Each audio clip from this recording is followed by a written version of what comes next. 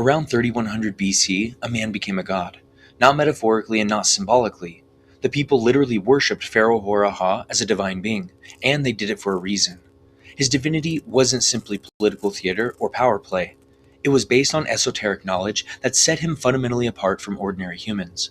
And the mystery schools in which Greeks would study thousands of years later may have been founded by the same guy, right at the dawn of civilization.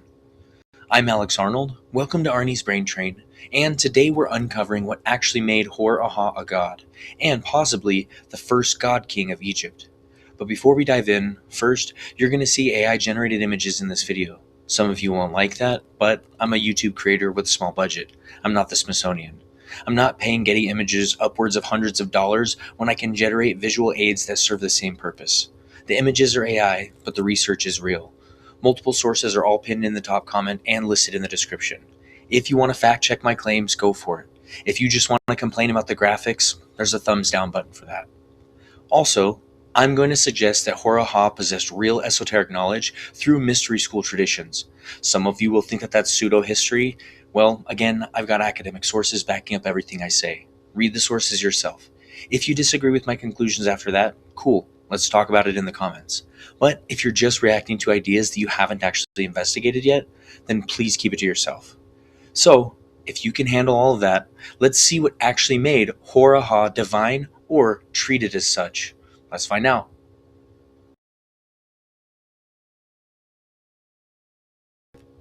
So let's start with the basics. Who was this guy? Hor-Aha's name means Horus the Fighter or Fighting Hawk, which already tells you something about his reputation. He ruled around 3100 to 3050 BC as either the first or second pharaoh of Egypt's first dynasty, a little over 5,000 years ago, right at the very dawn of recorded history. Now, this is also roughly the same time period when early settlements were popping up across the ancient Near East. Egypt wasn't developing in isolation. It was part of a broader pattern of rapid advancement happening across the entire region. Here's what makes this different. Unlike the missing books of the Bible that I've covered before on this channel, where we have references but no actual physical texts, we actually have substantial archaeological evidence for Hor-Aha. We're dealing with real physical proof from the time period, not just legends written down thousands of years later. So, what do we have? We've got tomb B10 1519 at Abydos, which is believed to be his burial site. Abydos became the sacred burial ground for Egypt's earliest kings, kind of like Arlington Cemetery, but for pharaohs. The fact that Hor-Aha is buried there tells us that he was considered legitimate royalty by the ancient Egyptians themselves. We found ivory and ebony labels at Abydos and Saqqara that record events from his rule. These are like ancient administrative records, like bureaucratic receipts. These aren't mythological texts or religious propaganda. They're the equivalent of tax documents and census records. According to Toby Wilkinson's book, Early Dynastic Egypt, published in 1999, these labels provide our most reliable contemporary evidence for First Dynasty rulers. But here's what makes these labels valuable. They were created during Hor-Aha's actual reign, not centuries later. They record things like Year X, Campaign against Nubia, or Year Y, Foundation of Temple. This is hard data from the actual time period. We've also got seal impressions bearing his name from Abydos, Saqqara, and Naqada. These seals were used to mark royal property and official documents, showing that Hor-Aha had a functioning bureaucracy and centralized control. When you find someone's official seal all over Egypt, you can pretty much know that they had serious power and administrative reach. Now, what's interesting about Hor-Aha's reign is that it shows clear evidence of military campaigns. Labels from his tomb reference campaigns against the Nubians to the south and possibly in the Sinai Peninsula, securing resources like copper and turquoise that were essential for Egyptian economy and technology. From an administrative standpoint, his reign shows the early development of hieroglyphic writing and centralized bureaucracy. We see evidence of taxation systems, agricultural management, and the beginning of what would become Egypt's incredibly efficient governmental structure. This kind of sophisticated organization doesn't just appear overnight. It requires institutional knowledge, planning, and some kind of educational system to train administrators. Now, some of the artifacts associated with Hor-Aha show him wearing the combined crowns of Upper and Lower Egypt, the Pshent, which was the ultimate symbol of a unified kingdom. This suggests he either unified Egypt himself or was commemorating a very recent unification that his predecessor accomplished. So, we're looking at a powerful pharaoh who ruled a unified Egypt with military might and bureaucratic sophistication. But that's just the political side of the story. The real question is, what actually made him divine?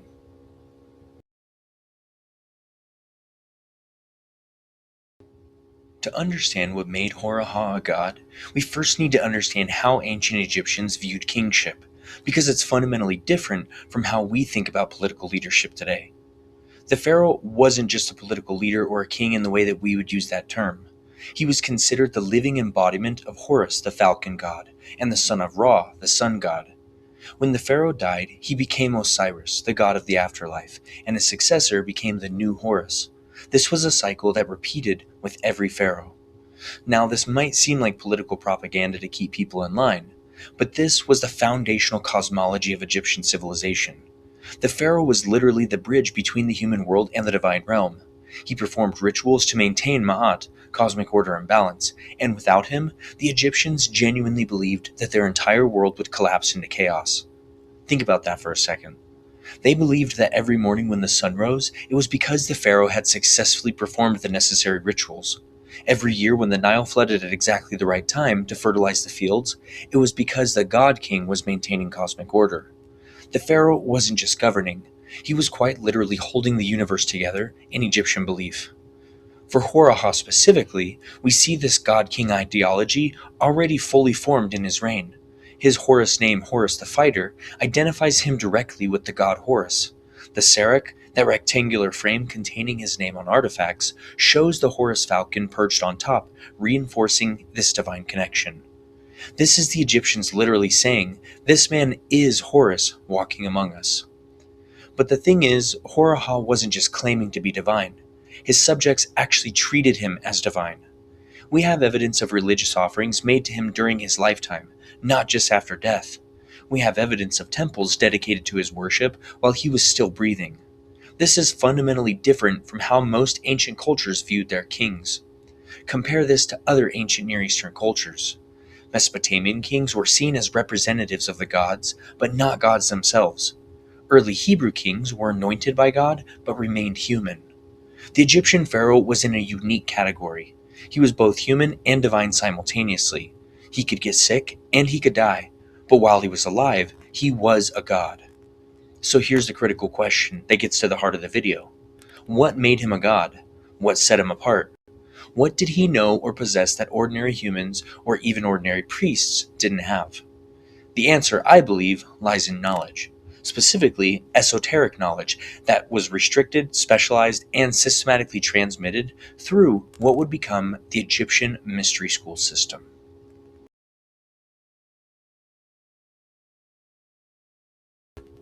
What made Hor-Aha divine wasn't his bloodline or political power. It was his mastery of esoteric knowledge that set him fundamentally apart from ordinary humans. Now, mainstream scholars will tell you that Egyptian mystery schools were later developments, New Kingdom or even Ptolemaic inventions that Greeks retroactively projected onto Egypt's past. But here's the problem with that dismissal. If these mystery traditions didn't exist in early Egypt, where did all the sophisticated knowledge come from? By the time of the Old Kingdom, just a few hundred years after Hor-Aha, Egyptian priests possessed specialized knowledge in astronomy, mathematics, medicine, and ritual practice. The pyramids prove sophisticated mathematical and engineering knowledge. The pyramid texts show complex theological concepts. This knowledge had to come from somewhere. Look at Egypt's rapid development. We go from Neolithic villages to a sophisticated nation-state in 300 to 400 years. That includes hieroglyphic writing developed from scratch, astronomical knowledge sophisticated enough to align structures to stars, mathematical knowledge for monumental architecture, medical knowledge that wouldn't be surpassed for thousands of years, administrative systems governing millions of people, and religious and philosophical systems of incredible complexity. For context, it took European civilization over 1,000 years to recover the organizational capacity of Rome after its fall. But Egypt jumped from scattered farming communities to one of history's most sophisticated civilizations in a fraction of that time. That doesn't happen by accident. That requires institutional knowledge preservation and systematic teaching. Could Hor-Aha have been one of the founders of the system? Here's the general case. First, Hor-Aha's role as God King required deep esoteric knowledge. He had to understand Egyptian cosmology at a level far beyond ordinary people. He had to know precise rituals performed at precise times to maintain Ma'at. This suggests that he was initiated into restricted, specialized knowledge. Second, the rapid development of Egyptian civilization suggests that there was already an established body of knowledge being transmitted. You don't create writing, astronomy, mathematics, and complex theology from zero in one generation. Someone was teaching this knowledge, and the pharaoh, as supreme religious authority, would have been at the center. Third, we have evidence that Hor-Aha's reign saw the foundation of important religious centers. He's credited with building works at places that later became major centers of esoteric knowledge. What if he wasn't just building temples?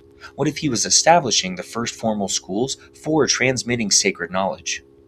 Fourth, the very nature of early Egyptian kingship required what we would call mystery school training. The pharaoh needed to know astronomical calculations for timing rituals with stellar events, complex theological concepts about the nature of the gods and afterlife, ritual practices that couldn't be performed incorrectly, possibly techniques for altered states of consciousness, sacred geometry for temple construction, and the secret names and forms of the gods.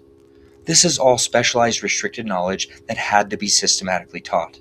That's what a mystery school is, an institution for transmitting esoteric knowledge to qualified initiates. Fifth, consider the Egyptian concept of Heka, usually translated as magic, but really meaning sacred power or the force that animates the cosmos. The pharaoh was considered the supreme master of Heka. He could command reality itself through ritual and sacred words. So where did he learn this? Who taught him to wield Heka? The traditional answer is the gods taught him, or he inherited divine knowledge. But functionally, that means that there was a body of esoteric knowledge about Heka transmitted to the pharaoh through initiation or training. That's a mystery school. The Greek historian Plutarch, writing in the 1st and 2nd century AD, described Egyptian mystery initiations in his work on Isis and Osiris. He talked about secret rituals, sacred knowledge revealed only to initiates, and multi-stage spiritual transformation. Yes, Plutarch is writing over 3,000 years after Hor-Aha, but what if he was describing the end result of a tradition that Hor-Aha helped establish at the very beginning? Egyptian civilization lasted 3,000 years with remarkable continuity. Religious practices, writing, core beliefs remained relatively stable across 3 millennia. If mystery schools existed in 300 BC when Plutarch wrote about them, isn't it more likely that they evolved from earlier traditions rather than spontaneously appearing? Now, here's my theory based on the evidence. Hor-Aha, as one of Egypt's founding pharaohs, needed to establish not just political authority, but religious authority. He needed to create the institutional framework for training future pharaohs and priests in the knowledge necessary to maintain Ma'at. So he, or possibly Narmer before him, or both, established the first formal schools for transmitting sacred knowledge. These weren't mystery schools in the later Greek sense with elaborate rituals. They were probably royal and priestly training programs, but they served the same function, restricting advanced knowledge to qualified initiates and transmitting that knowledge through formal instruction and ritual practice. Over the following 3,000 years, these institutions evolved, became more elaborate, and more formalized, but the core function, transmitting esoteric knowledge through restricted initiation, remained constant. So when Pythagoras claimed to have studied in Egyptian mystery schools around 530 BC, I believe that he was encountering institutions already 2,500 years old, dating back to the First Dynasty. And Hor-Aha would have been one of the original architects of this system. So what was this knowledge? Astronomical knowledge. The Egyptians tracked stellar cycles with incredible precision. They knew the precession of the equinoxes, they aligned structures to specific stars, and this wasn't common knowledge. This was all specialized learning. They had mathematical knowledge, sophisticated geometry, proportions, possibly proto-calculus, the kind of math that lets you build pyramids. Medical knowledge. Egyptian physicians were famous throughout the ancient world. They performed surgery, understood anatomy, and had effective treatments. This was systematically taught knowledge as well. Ritual knowledge, the precise words, gestures, timings, and materials for countless rituals. Get one detail wrong and the ritual fails. This required meticulous training. Esoteric knowledge, knowledge about the nature of consciousness, reality, the gods, the afterlife, and humanity's place in the cosmos. The Egyptians believed that they understood fundamental truths about existence. All of this had to come from somewhere. All of this had to be taught, practiced, and transmitted. And the pharaoh, figures like Hor-Aha, would have been both students and teachers of this knowledge. Egyptian kingship involved extensive ritual knowledge from the very beginning. The pharaoh had to perform specific ceremonies at specific times to maintain cosmic order. He had to communicate with the gods through elaborate rituals. He had to know proper prayers, offerings, and gestures for countless religious occasions. This wasn't something that you could just improvise. The pharaoh needed deep knowledge of cosmology, ritual practice, astronomy, sacred geometry, and the esoteric understanding of Heka. So again, where did this knowledge come from in the first dynasty? How was it transmitted? The most logical answer is that there was already an established tradition of esoteric knowledge transmission, possibly inherited from pre-dynastic religious leaders, that Hor-Aha and other early pharaohs formalized into what would become the Egyptian mystery school system.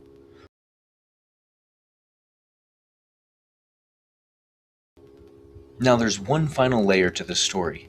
Ancient Egyptian tradition credits a king named Menes as the founder of the first dynasty and the unifier of Upper and Lower Egypt. Could Hor-Aha and Menes be the same person? Here's the problem. We have zero contemporary evidence for anyone named Menes from the first dynasty itself. Every reference to Menes comes from sources written thousands of years later. Manetho, an Egyptian priest writing around 300 BC, 2800 years after the supposed events, identifies Menes as the first king who unified Egypt. Herodotus, writing around 450 BC, 2600 years later, mentions Menes as the founder of Memphis based on information from Egyptian priests. And the Turin king list and Abydos king list from around 13 to 1200 BC, over 1800 years later, also reference Menes. When we dig around in the ground looking for artifacts from the actual time period, we find Narmer, we find Hor-Aha, but no contemporary Menes. This has led to several theories. Menes might have been a throne name for either Narmer or Hor-Aha. Pharaohs had multiple names: birth name, throne name, Horus name, and other titles. Menes could have just been an additional name. Menes might be a legendary composite representing multiple early rulers simplified into a single founder over millennia of retelling. Menes might be a completely mythical or just a foundational legend. Or Menes was actually Hor-Aha. The evidence for Hor-Aha being Menes is the seal impressions that show Hor-Aha's name alongside hieroglyphs MN, men, interpreted as a connection to Menes. The hieroglyphs can mean established or enduring, a throne name celebrating unified Egypt. Hor-Aha's tomb at Abydos has the prestige you'd expect for Egypt's founder. Artifacts from his reign show the unified crown, administrative structures, and territorial consolidation of a recently unified state. However, many scholars believe that Menes was Narmer, Hor-Aha's predecessor. The famous Narmer palette shows Narmer wearing both crowns, the symbol of unification. According to David Wengrow in the Archaeology of Early Egypt, this provides our strongest archaeological evidence for unification. Some scholars suggest that Narmer began unification through military conquest, while Hor-Aha completed it through administrative organization. Both deserve credit, which might explain why later Egyptians simplified the story to a single founder king. The evidence leans towards Menes being either a throne name for one of these kings or a legendary simplification of a complex process involving both Narmer and Hor-Aha. But here's what matters for our discussion. Whether Hor-Aha was literally Menes or not, he was clearly one of Egypt's founding pharaohs, and as a founding pharaoh, he would have played a crucial role in establishing the esoteric knowledge systems that defined Egyptian civilization.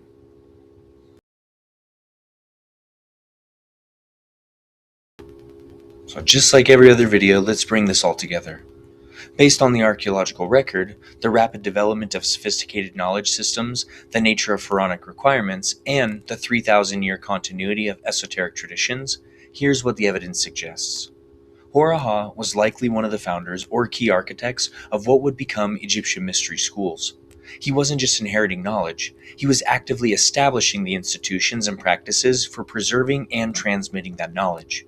This makes sense. If you're creating a new civilization based on the pharaoh as god king, you need to establish how that god king gains the necessary knowledge.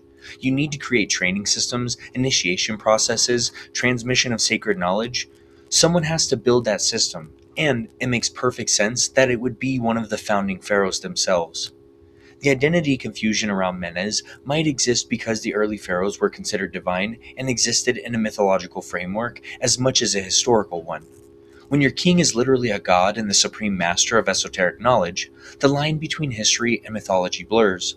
Historical facts get mixed with religious meaning and esoteric significance. The mystery school traditions that the later Greeks wrote about weren't projections onto ancient Egypt. They were actual descendants of institutions that Hor-Aha and his contemporaries founded. The knowledge systems, the initiation practices, the esoteric teachings, these were all passed down through an unbroken chain spanning 3,000 years. If that's true, then Hor-Aha wasn't just a political founder of Egypt. He was a spiritual founder, one of the architects of one of history's most enduring esoteric traditions. The knowledge he helped systematize influenced not just Egyptian civilization, but eventually Greek philosophy, Hermetic traditions, and even Western esotericism. This is why the question what made Hor-Aha a god matters. Hor-Aha became divine through his mastery of esoteric knowledge that set him apart from ordinary humans. Whether he inherited this knowledge from earlier traditions or helped systematize it into formal institutions, he possessed understanding of astronomy, mathematics, ritual practice, consciousness, and cosmic order that his society recognized as supernatural. His divinity wasn't necessarily a lie. It was based on real knowledge, knowledge so advanced and carefully guarded that it took years of training and initiation to master. When Egyptians said that their pharaoh was a god, they meant that he possessed capabilities and understanding that ordinary humans didn't have access to. And Hor-Aha helped establish the very institutions, the mystery schools and priestly training systems that would preserve and transmit this knowledge for 3,000 years. The lesson is this: divinity in the ancient world wasn't just about belief. It was about knowledge, real, practical, sophisticated knowledge about how reality works. Whether we've lost that knowledge or whether it was always more framework than fact, the system Hor-Aha helped create was powerful enough to sustain an entire civilization for 3 millennia. That's not simple political power. That's not just military conquest. That's something much deeper. A knowledge system so sophisticated that it convinced an entire civilization for 3,000 years that their kings were literally gods walking among them.